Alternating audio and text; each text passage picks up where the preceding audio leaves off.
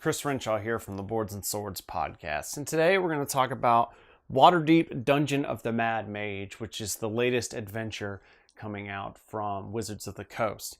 Now, theoretically, it's an expansion onto Waterdeep Dragon Heist. Basically in the sense that if you start your characters in Dragon Heist, by the time you finish that one, you're ready to take on Dungeon of the Mad Mage.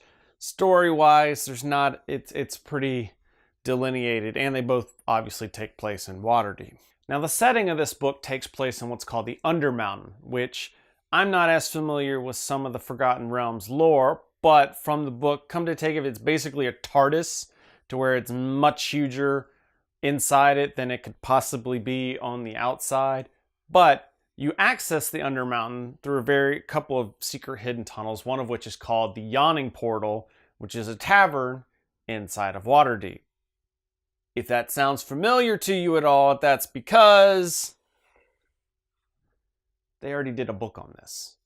They already did a book on this called Tales from the Yawning Portal, which was a bunch of old D&D adventures that they set in the Undermountain to try and bring them into 5th edition. Well, Dungeon of the Mad Mage does the same thing, and this is where I get the TARDIS aspect from, because it's basically this plot device to where the Undermountain is so big that it can house both of these dungeons in it.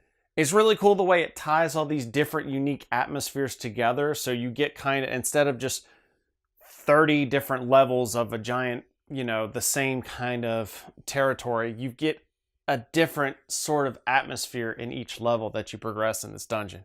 And that's really cool. I really like that. The only thing I didn't like about this is the literal returning to the well of something they've already tackled in here. It felt like that they could have done this anywhere in the Forgotten Realms, but for some reason Wizards really likes this idea of the Undermountain and making this big dungeon that you could kind of go off in any direction and explore. So other than that, it's a really good adventure if you're looking into more of the dungeons part of Dungeons and Dragons and you really want a big, deep mega dungeon that isn't entirely uniform. It's got its own twists and turns and could be deadly, although not as deadly as the, Tomb of Horrors. In the meantime, if you have any questions or comments relating to these books or any other RPG questions, let me know down in the comments below. You can also follow us on social media and check out the Boards and Swords podcast and our YouTube channel.